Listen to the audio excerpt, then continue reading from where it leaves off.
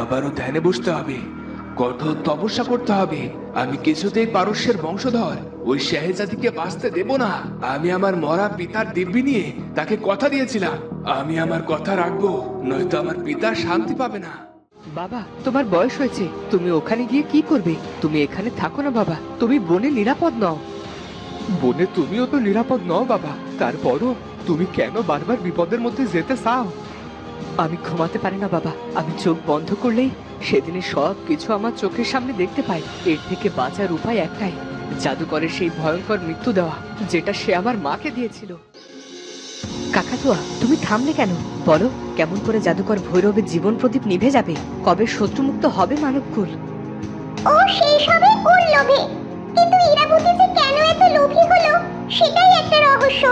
পাতালপুরীর কথা কে না জানে, তার কন্যা, হিসেবটা তো ঠিক মিলছে না।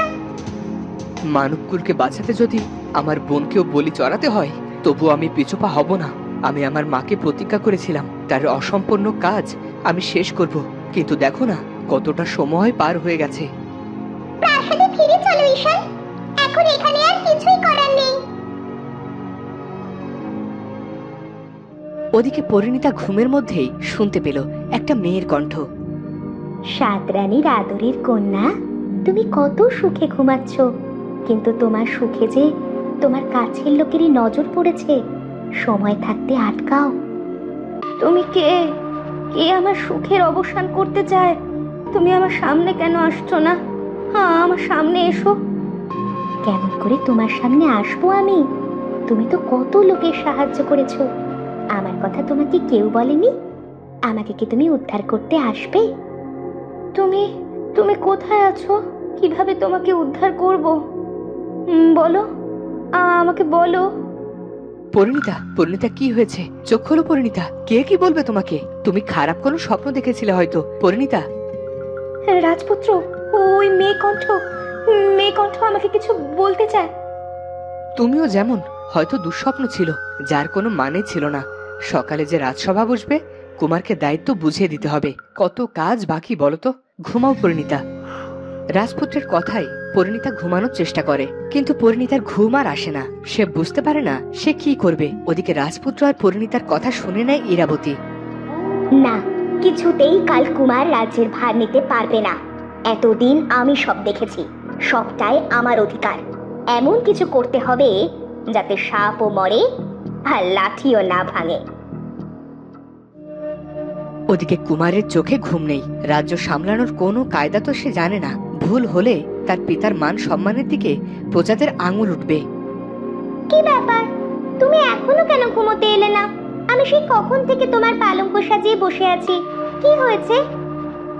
শাহজাদি, দাদা জানার পিতা চাই কালে আমার রাজ্য অভিষেকের আয়োজন করতে। এ তো আনন্দের কথা, কিন্তু তোমার চোখে তো আমি চিন্তার ছাপ দেখতে পাচ্ছি। কেন এত আকাশ পাতাল ভাবছো, একটু বলবে?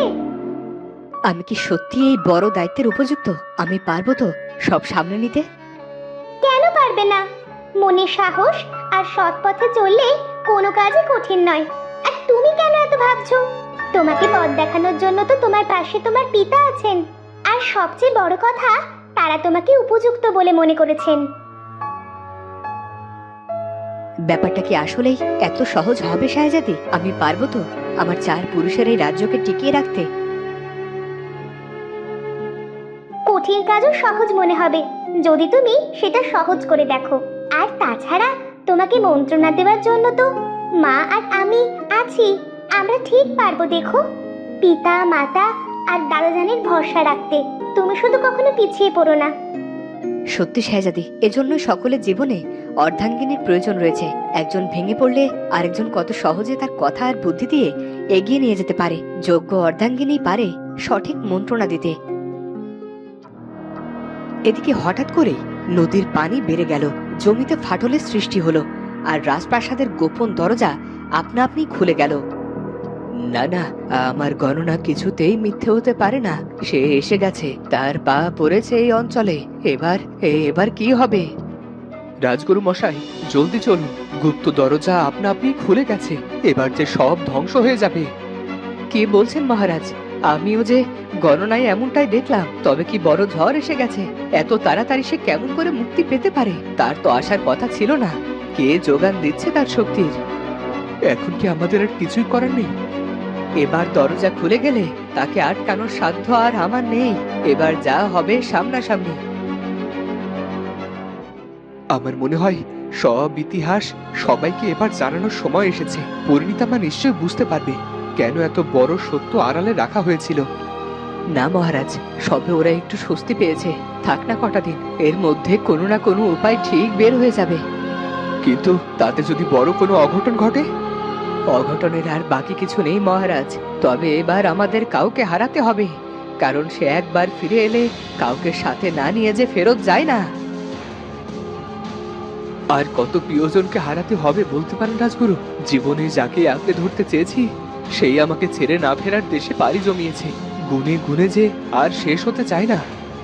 এতে আমাদের কোনো হাত নেই, আমাদের কোনো অপরাধ নেই। উল্টো আমাদের বিনা দোষে শাস্তি পেতে হচ্ছে। ঈশান প্রাসাদেই ফিরে আসছিল। হঠাৎ পেছন থেকে একটা শব্দ শুনতে পেল সে। পিছে দেখো না ঈশান, পিছে দেখলেই তুমি পাথর হয়ে যাবে।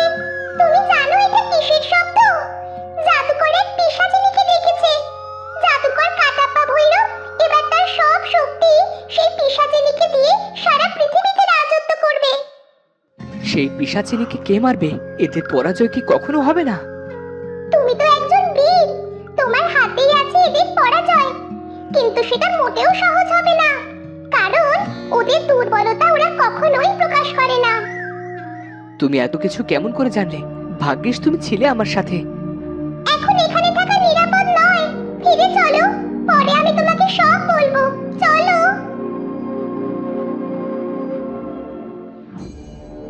জাদুকরের ডাকে এলো এক পিশাচিনী। পিশাচিনী দাসীর রূপে প্রাসাদে যাবে। আমাকে কেন ডেকেছো জাদুকর কাটাপ্পা ভৈরব? তোমার সাথে তো আমার কোনো লেনাদেনা নেই। আছে পিশাচিনী, নিশ্চয় আছে। তাই তো তোমায় মুক্তির খবর পেয়ে তোমাকে আহ্বান করলাম। তোমার আশাতে আমি বড্ড খুশি হয়েছি।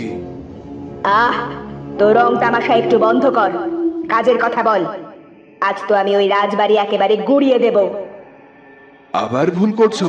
ওই রাজবাড়ি শেষ করা এত সহজ হবে না। কেন?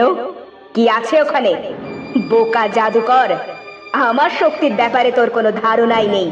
তো তোর এত কিসের লোভ ওই রাজবাড়ির ওপর? আমার হাতে তুমি শাহজাদিকে তুলে দেবে, বিনিময়ে আমার মায়া শক্তি পুরোটা আমি তোমাকে দিয়ে দেব। এই বুড়ো বয়সেও তোর স্বাদ দেখছি কম নয়। তা শাহজাদিকে দিয়ে কি করবি? সংসার পাতবি? আমি ওকে আমার নিজের হাতে শেষ করতে চাই।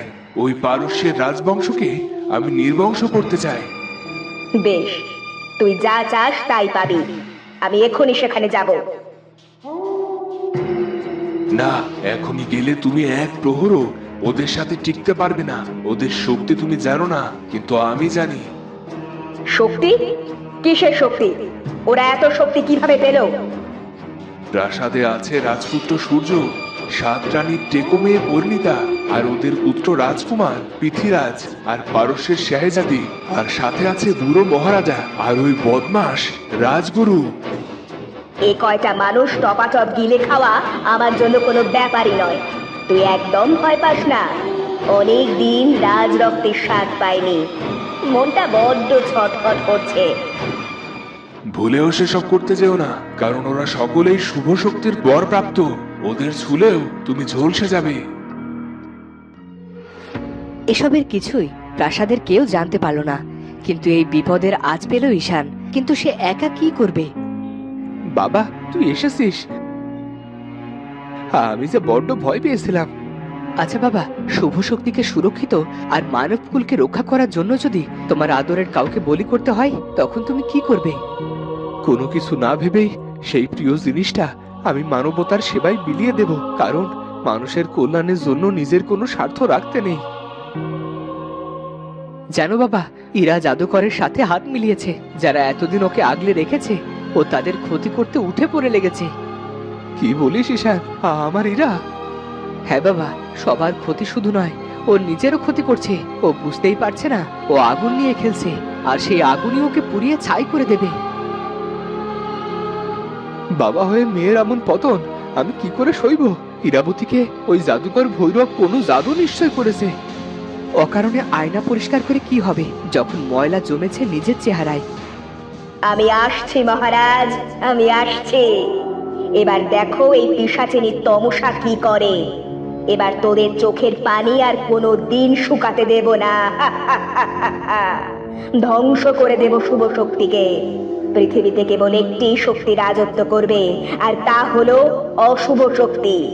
আর অশুভ শক্তির রানী হলো এই তমসা।